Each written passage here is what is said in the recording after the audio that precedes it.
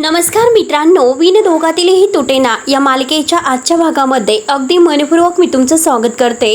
आजच्या भागामध्ये स्वानंदी आणि समर आता एका चहाच्या टपरीवर चहा घ्यायला गाडीतून खाली उतरतात। तेव्हा आता समर त्या टपरीवाल्याला म्हणजे चहावाल्याला म्हणतो की हे बघा एक कटिंग चहा द्या। तेव्हा लगेच आता स्वानंदी म्हणते की आओ काय करतात तुम्ही, आता एक चहा का मागितला।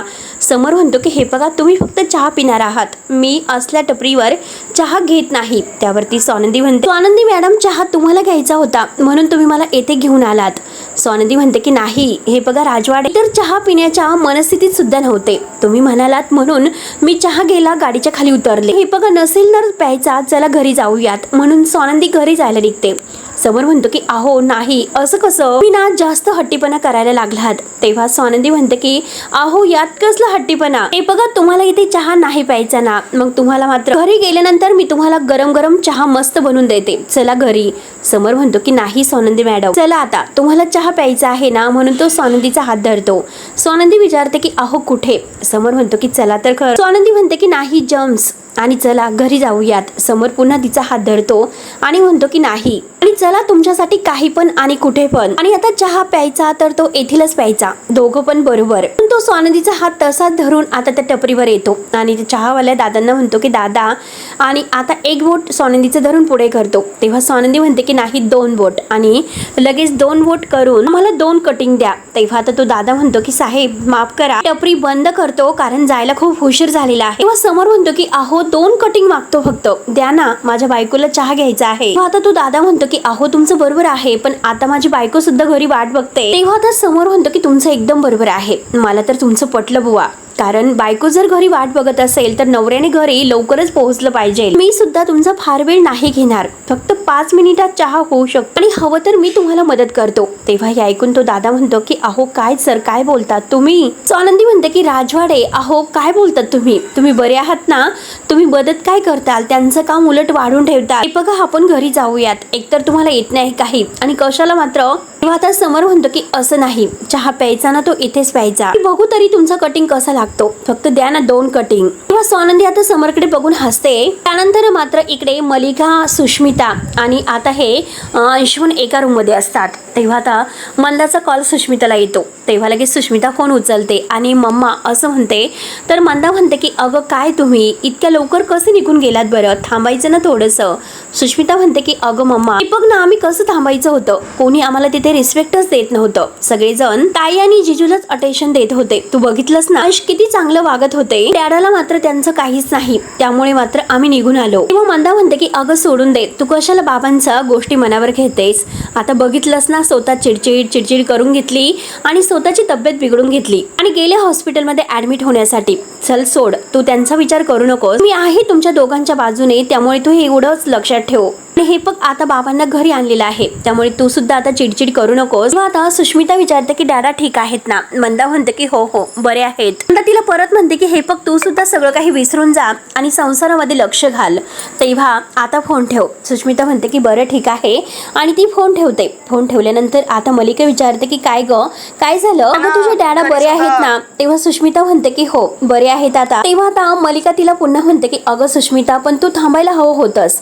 तेव्हा लगेच सुष्मिता म्हणते की नाही मला खरंच थांबण्याची गरज वाटत नव्हती, कारण सगळेजण माझ्यावर दादागिरी करत असतात आणि मला मात्र आता खरंच त्यांच्या गोष्टी नाही पटत। आणि हे बघा मॉम इन लॉ मी आता ठरवलेलं आहे, जेथे माझ्या अंशला काहीच किंमत नाही तेथे मात्र मी नाही ठरवणार, थांबणारच नाही। आणि हे बघा फायनली आता मी निघते, कारण मला आता नाईट स्किन रुटीन करायचं आहे आणि आता 10 वाजता मला रील सुद्धा बनवायची आहे, त्यामुळे मी निघते आणि लवकरच येऊन पोहोचते। तेव्हा अंशुमन म्हणतो की हो हो जा लवकर, तुला उशीर होईल।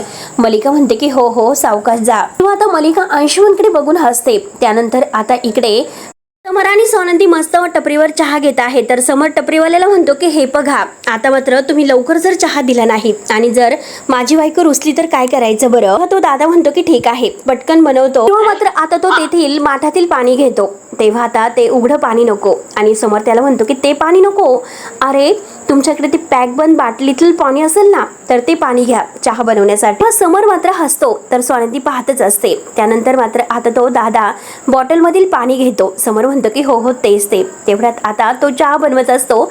स्वानंदी म्हणते की हे बघा अहो ऐका ना, बघा चहा पावडर उघडी आहे, ती सुद्धा आपण गाळून घेऊयात अगोदर. तेव्हा आता समोर म्हणतो की स्वानंदी मॅडम, अहो तुम्ही मात्र आता त्यांच्या समोर माझी चेष्टा करतात आणि लगेच मात्र आता ते ग्लास वगैरे आहे ते सुद्धा वगैरे व्यवस्थित धुवून घ्यायला सांगतो. हवं तर ते धुण्यासाठी अजून 4 पाण्याच्या बॉटल वापरा आणि ते काही चहाचं भांड आहे तर ते सुद्धा त्याच पाण्याने धुवून घ्या बॉटल मधील. तेव्हा आता स्वानंदी म्हणते की अहो एवढं सगळं करण्यापेक्षा आपण आपल्या घरी गेलो असतो आणि आता तिथे मस्त चहा पिलं असतो आणि त्यांचा सुद्धा टाइम वेस्ट गेला नसता, ते सुद्धा त्यांच्या घरी वेळेवर पोहोचले असते. समोर म्हणतो की स्वानंदी मॅडम, अहो तुम्ही असून द्या.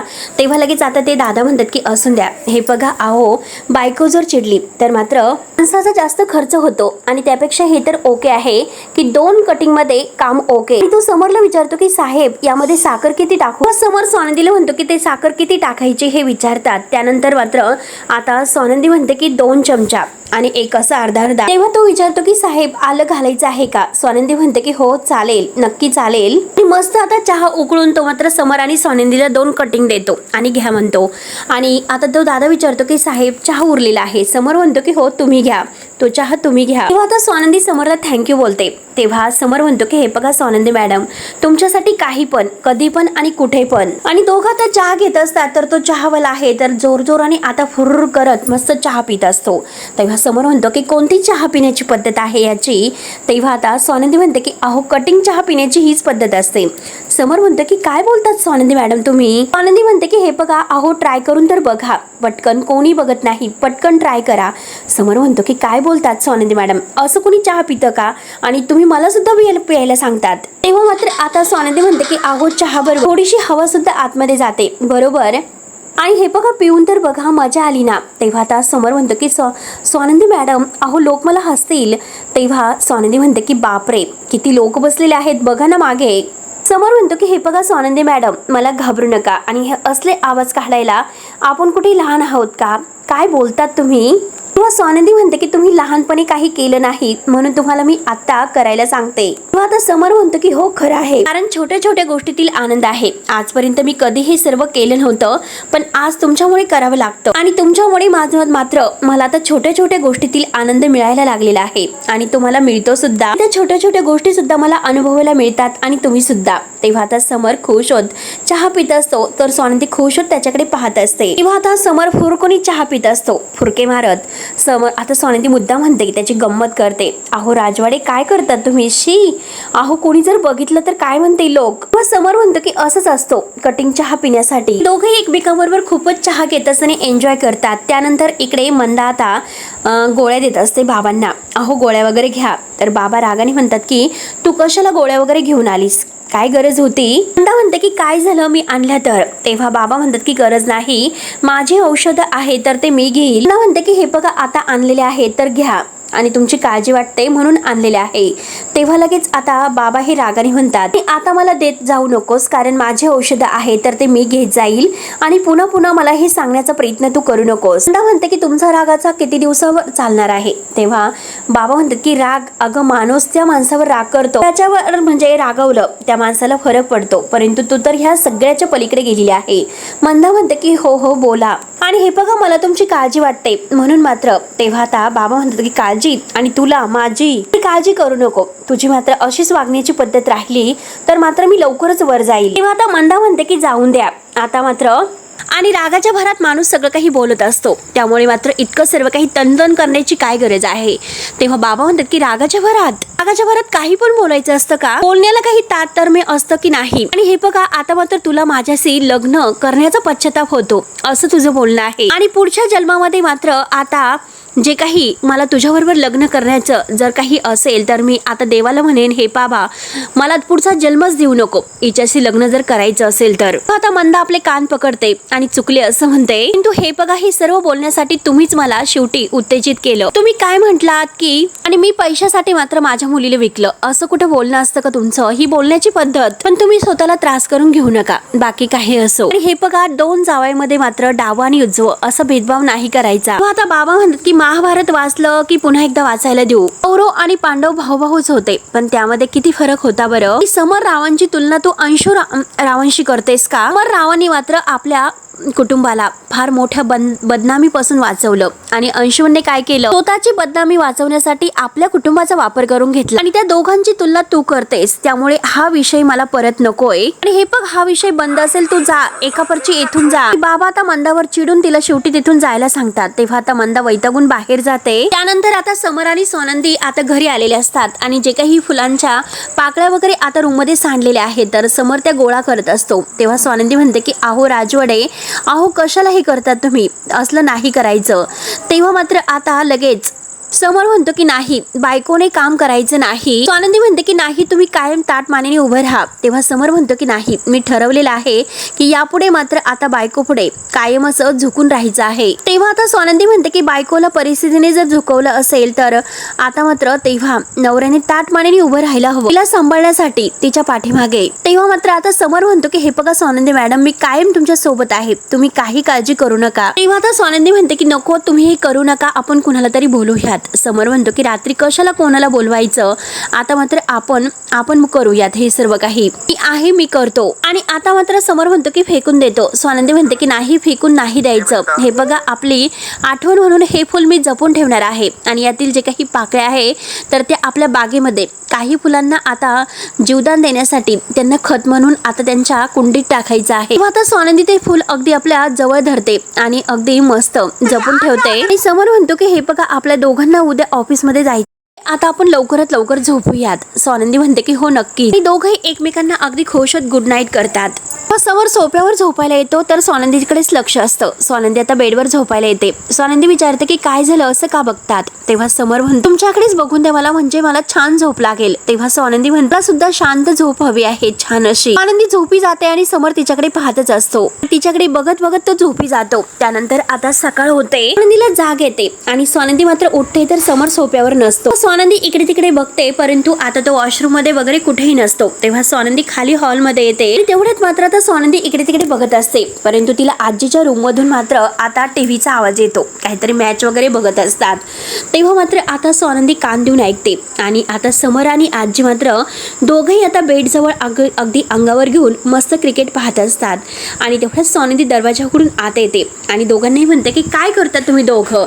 तेव्हा आजी आणि समर खूपच दचकतात. समर म्हणतो की काय झालं स्वानंदी मॅडम, इतक्या जोरात का ओरडलात, किती घाबरलो, दचकलो आम्ही. आजी म्हणते की हो मी पण. तेव्हा आता स्वानंदी म्हणते की अहो पण तुम्ही करतात काय, आता मात्र मध्यरात्री काय करतात इतकं. तेव्हा आता समर म्हणतो की अहो काय करतात म्हणजे फुटबॉलची मॅच बघतोय. तेव्हा आता स्वानंदी आत येते आणि आजी नक्की तुमच्या दोघांचं काय चाललं आणि काय हो समर राजवाडे, तुम्ही तर मला गुड नाईट म्हणाला आणि मी तर झोपले आणि तुम्ही तर इथे येऊन मॅच बघता. समर म्हणतो की त्याचं कसं झालं की हेव्हा मी झोपायला गेलो पण मला झोपच लागे ना आणि तुमच्याकडे बघितलं तर तुम्ही झोपला होता आणि अचानक मला आवाज यायला लागला आणि मला असं वाटलं की तुमची झोप मोडायला नको, तुम्हाला डिस्टर्ब व्हायला नको आणि आवाज बंद करायला बाहेर आलो. तेव्हा आजीच्या खोलीमधून मला आवाज आला. आतमध्ये डोकावलं तर आजी मस्त आता मॅच बघत होती. ती एकटी जागी होती, मग तिला कंपनी द्यायला नको का म्हणून तिच्या सोबत मी मॅच बघायला आलो. आजी म्हणते की हो हो हो. तेव्हा सोनंदी हसते आणि म्हणते की अहो राजवाडे, तुम्हाला जर जागरण केलं तर ऍसिडिटी होते, हे माहिती आहे ना. आजी अहो सांगा ना तुम्ही त्यांना. आजी म्हणते की अगं हे मुलं बघ मध्यरात्री खेळतात, मग त्यांच्याकडे लक्ष ठेवायला नको का. आनंदी म्हणते की पुढचे दिवस तुमचं असं काहीतरी रुटीन सुरू असणार आहे. तेव्हा समर म्हणतो की हो आणि स्वानंदी हसते आणि विचारते की अशी कंपनी मात्र अजून तुम्ही किती वेळ देणार आहात. समर म्हणतो की मॅच संपेपर्यंत. आता स्वानंदी म्हणते की मग उद्या आपल्या कंपनीत कोण जाणार, खेळाडू जाणार आहेत, उशिरा का. तेव्हा समर म्हणतो की नाही, कंपनीत एकदम वेळेवर. आनंदी म्हणते की मग तुमची झोप कशी पूर्ण होणार आहे. तेवढ्याच समरला आनंदचा सुद्धा फोन येतो. आता आनंद सुद्धा मॅच बघत असतो. समर त्याच्याबरोबर म्हणतो की काय निकिता जागी आहे का, अरे कमाल, काय खेळाडू खेळतात, गप्पा करत असतात. स्वानंदी सुद्धा आता आजी बरोबर येते मॅच बघायला. समर म्हणतो की निकिताकडे जरा फोन दे. आता निकिता डार्लिंग अगं बघतेस की नाही मॅच, असं विचारत असते. आजी म्हणते की अगं स्वानंदी तू सुद्धा येथे बस आणि मॅच बघ. आजी म्हणते की बघ ना, लहान मुलासारखं बघतोय, त्याला खूप हाऊस आहे. तर स्वानंदी म्हणते की हो तुम्ही लहान मुलीसारखी. आजी म्हणते की अगं तू सुद्धा बघ ना ग. समर आता मस्त फोनवर बोलता बोलता फोन ठेवतो आणि मस्त हसत असतो मॅच कडे बघून. त्यानंतर मात्र तो स्वानंदीला म्हणतो की स्वानंदी मॅडम एक कप चहा गरम गरम. ती म्हणते की मला फक्त फक्त एवढासा एक घोट. आजी आणि समर आता दोघंही एकत्र येतात, एकमेकांच्या मिठीत आणि मस्त मॅच बघत असतात. स्वानंदी रोमांटिक होऊन त्यांच्याकडे पाहत असते. तिला खूप हसू येतं. मित्रांनो, शेवटी हा भाग येथे संपतो. तर पुढील भागामध्ये आता अर्पिताच्या सेलिब्रेशनसाठी म्हणजे तिच्या स्वागतासाठी आता ह्या सुष्मिताने छान तयारी केलेली आहे आणि छान तयारी करून आता घरातील सगळ्या नोकरांना कामाला लावलेलं आहे. तेव्हा अर्पिता जेव्हा घरात येते तेव्हा समर आणि स्वानंदी आजी यांना धक्काच बसतो. तेव्हा मित्रांनो, पुढे नक्की काय होतं हे बघायला विसरू नका. तोपर्यंत धन्यवाद.